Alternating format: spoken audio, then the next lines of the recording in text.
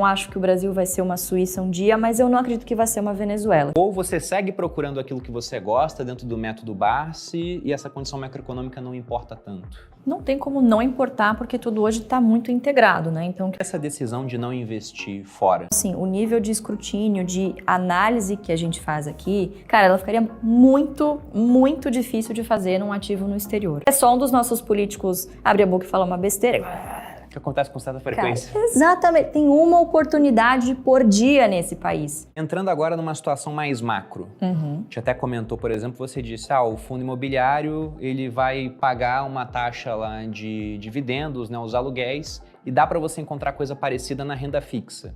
E o que a gente viu a partir do começo de 2021 foi uma Selic que estava em 2 e agora está em 13. Com tendência a subir mais. E aí você tem indexados à inflação que estavam pagando IPCA mais 3 e alguma coisa e agora tá IPCA mais 6. E se você pega lá fora também, juros americanos aumentando, isso influencia suas decisões de investimento. Você gosta de banco, você vê um Banco do Brasil descontado, um Itaú negociando muito próximo do valor patrimonial. O que acontece na Ucrânia vai impactar no resto do mundo, vai acabar impactando algumas das empresas que a gente tem em carteira, isso inevitavelmente. Por isso que é importante você entender o que a empresa faz. Então, se você não consegue descrever em uma frase simples ou em um parágrafo o que as empresas da sua carteira fazem, você está errando, porque você provavelmente não vai entender qual que é o efeito do dólar ali naquele insumo que ela usa, ou qual que é o possível efeito do dólar, do câmbio, da taxa de juros no cliente, no fornecedor. Então, é assim que a gente enxerga a macroeconomia influenciando no investimento. A macro, ela também vai influenciar, obviamente, na taxa de retorno. Então, hoje, com uma taxa de juros a 13 e pouco, querendo ou não, os investidores correm para a segurança da renda fixa e abrem uma grande oportunidade nas ações, inclusive em empresas que crescem, que se beneficiam em períodos como esse. Seguradoras, por exemplo. Exatamente, seguradoras e bancos principalmente.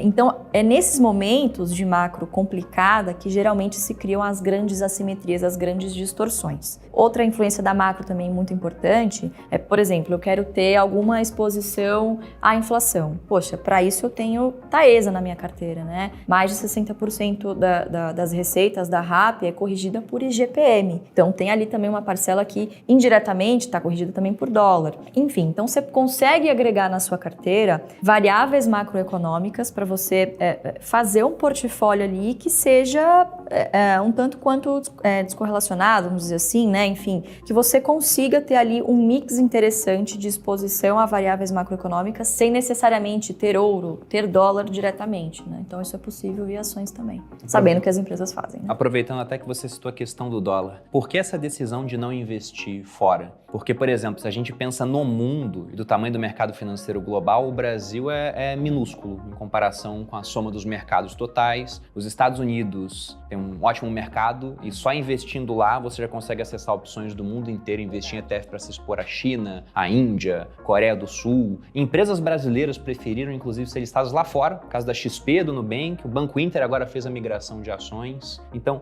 por que ficar só aqui? Vamos lá, é uma decisão, não que eu ache investir fora, Isso, na verdade, tem diversas vantagens de você diversificar geograficamente, mas pro que a gente faz é que a gente se considera empreendedores de bolsa. Querendo ou não, o nível de informação que ele precisa, ele não ia conseguir obter em inglês de repente. Então as pessoas geralmente... Vocês vão até a fábrica muitas vezes. A gente, dificilmente, meu pai, por exemplo, não fala inglês direito, sabe? Ele até fala, mas o nível de concentração, de disciplina, ele é um gestor. Você, querendo ou não, você tem um viés de que você tem que estar aqui para entender a fundo o que está acontecendo. Para essa estratégia, entende? Em que você pretende ficar ali por 20, 30, 40 anos. Agora, por exemplo, um investidor que quer ter uma renda lá fora, quer ter uma renda em dólar, você tem opções em ETF, por exemplo, que você pode fazer isso de uma maneira passiva e não ter que se preocupar. Claro, os gestores do ETF é que vão ter que se preocupar em seguir o S&P, enfim, e inclusive que pagam dividendos lá fora. No Brasil, isso ainda não é possível. No Brasil, o stock picking, ele acaba sendo muito interessante, Justamente porque ainda é um mercado incipiente, é um mercado pequeno, é um mercado que sofre muito das influências internacionais e, de novo, essas assimetrias aparecem com muita frequência. Tudo mato ainda. Então, nesses setores que a gente gosta,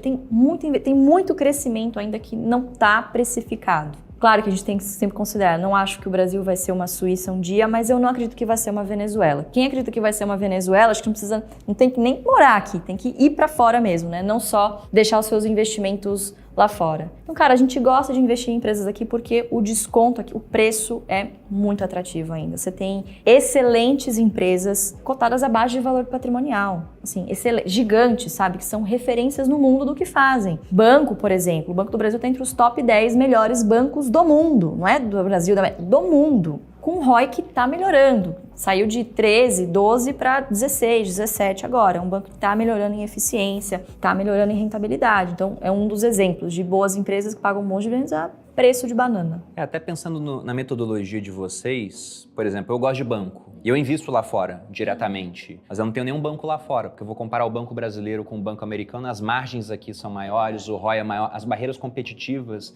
mesmo com essa agenda que o Banco Central adotou nos últimos anos de estimular a competição, ainda são maiores. E uma coisa é ter competição com juros baixos, agora com o Selic em 13, muita fintech vai ficar pelo caminho. É verdade. E lá fora tem acesso a muita tecnologia, mas tecnologia você tem muito do retorno no futuro. E não é o que vocês gostam de empresas que pagam dividendos. Exato. Então consigo entender o racional por trás da decisão. Mas aí fazendo uma pergunta e aproveitando que você teve uma experiência em casa que eu não tive. Eu comecei a investir praticamente junto com meu pai. Meu pai entrou na bolsa um ano antes, era 2005, uma época que tudo estava dobrando de preço, eu entrei um ano depois.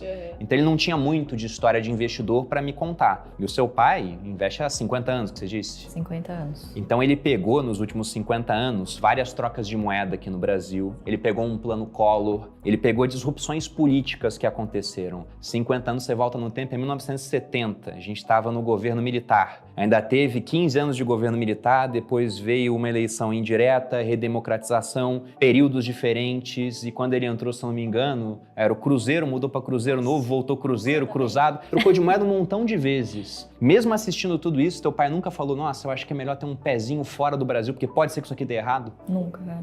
Impressionante. Porque assim, toda crise, a gente sempre acha que vai voltar pra era medieval, né? Puta, vai tudo acabar, é isso, tudo que a gente conhecia vai morrer. Quando, na verdade, os agentes econômicos olham aquilo e se desenvolvem, arrumam soluções para os seus problemas. Tem sido assim que a humanidade é a humanidade. Então, eu acho que ele teve essa visão. Na época que ele começou, não era tão simples assim você investir fora, né? Isso, na verdade, tem melhorado nos últimos 10 anos. É muito recente. 5 anos, vamos dizer assim. A tecnologia permitiu isso, né? Os custos hoje permitem que as pessoas diversifiquem geograficamente, né? Então, a tecnologia, o acesso à informação facilitou muito isso. E na época, as informações eram muito restritas. Então, imagina, você tinha que picotar o seu dividendo e ir na empresa receber, senão você não recebia o dividendo. Não tinha essa mamata de cair na sua conta corrente, da B3 ser a contraparte central. A tecnologia, ela ajudou de uma maneira extraordinária aos mercados se desenvolverem também. Então, na época, era algo muito difícil de você diversificar geograficamente, né? Então, por isso que provavelmente ele acabou encontrando uma maneira de se desenvolver aqui. E claro que no início, quando você chega cedo, você bebe água limpa. Pouquíssimas pessoas faziam o que ele fazia, muitas pararam no meio do caminho por motivos diversos e pouquíssimos continuaram e foram bem-sucedidos, né? A estratégia em si é muito fácil, mas ela é difícil de ser aplicada, muito difícil de ser aplicada. Exige, assim, um nível de disciplina, de foco realmente, de não se importar com os ruídos que estão aqui do seu lado e ao mesmo tempo escutar, porque pode ter alguma coisa interessante aqui rolando, mas o nível de concentração, de disciplina, ele é fundamental para você ser bem-sucedido. E nem todo mundo tem essa característica, que é treinável, né? Eu não nasci disciplinada, mas eu me tornei disciplinada por necessidade. Nem todo mundo tem essa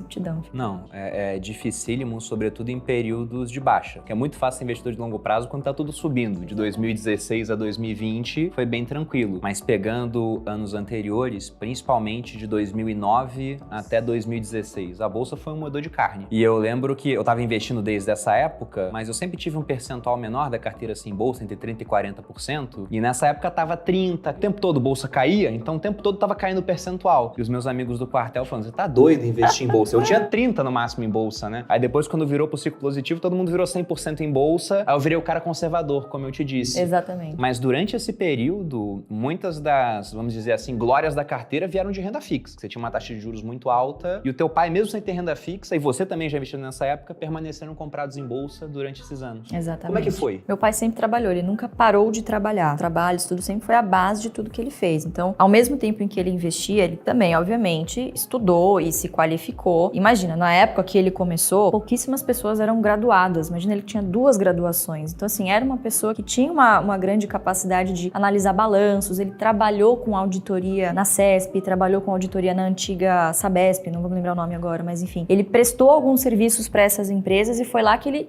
falou, por que eu tô aqui me descabelando pra descobrir o que vai cair, o que vai subir? Eu não tenho a menor noção do que vai acontecer. Cada dia uma notícia nova. Eu não tenho condições, eu assim, realmente admito, não tenho competência pra prever o futuro. Eu preciso descobrir um jeito de não amanhecer rico, no final da noite, no final da tarde, tá pobre de novo. Me recuso a voltar à pobreza, é o que ele sempre diz, né? Que ele começou na bolsa pra nunca mais voltar a ser pobre. Então ele começou a olhar ao redor nas empresas que ele auditava, o que acontecia? Bom, o governo delegava uma concessão às empresas, enfim, essas empresas tinham gestores competentes que eram pagos para pensar no bem-estar da empresa e o governo dividendos, sem trabalho nenhum. Então ele falou, por que eu, como um pequeno dono, não tento fazer a mesma coisa? E aí ele fez um estudo que se chama Ações Garantem o Futuro, e ele fez esse estudo, uma outra empresa, acabou não dando certo, chegou na CESP, que era uma empresa que pagava excelentes dividendos e estava extremamente descontada. O combo dividendo e preço, ele é fundamental. E aí ele foi comprando, foi acumulando, em determinado momento, depois de 8 anos, ele começou a receber de dividendos o que ele recebia de salário e começou ficando cada vez mais fácil dele investir, ele continuou uma vida muito simples, com conforto, mas muito simples, então ele investia boa parte do que ele ganhava, nunca parou de trabalhar. Para você gerar a bola de neve, você precisa deixar nevar também, né? Sim. As pessoas querem gerar a bola de neve, mas não tem nada ali investido, então isso exige tempo. A única variável na equação de valor futuro que é exponencial é o N, que é o tempo. Em 8 anos, trabalhando, estudando e seguindo a estratégia, ele já conseguia, que o pessoal chama de independência financeira. Se ele quisesse parar de trabalhar, ele poderia fazer, mas, de novo, ele faz porque ele ama, ele gosta, continuou trabalhando e nesses momentos, nesses períodos de crise, ele também continuava trabalhando, então recebia um salário ali e a bola de neve continuava gerando, né? Outra coisa que meu pai sempre me falou, engraçado isso, hoje ele é bilionário e ele sempre fala isso, filha, você precisa ter a possibilidade de múltiplas fontes de renda, você precisa. Quando eu era pobre, eu só pensava nisso, pô, eu sou engraxate, mas eu também tô fazendo contabilidade, no futuro eu vou poder fazer várias coisas, tenho várias aptidões, eu posso ter várias profissões, eu nunca vou ficar desempregado. Então ele também sempre procurou múltiplas fontes de renda, fazia bico de auditor,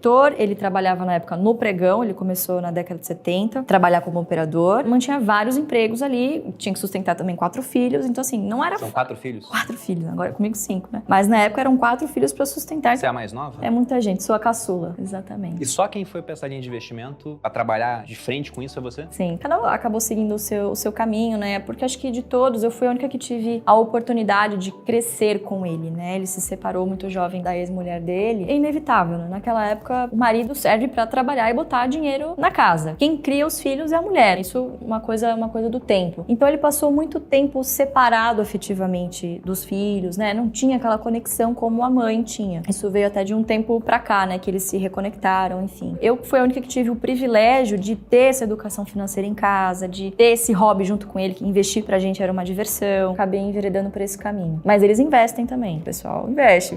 Se não comprar o que o VAR está falando que é pra comprar.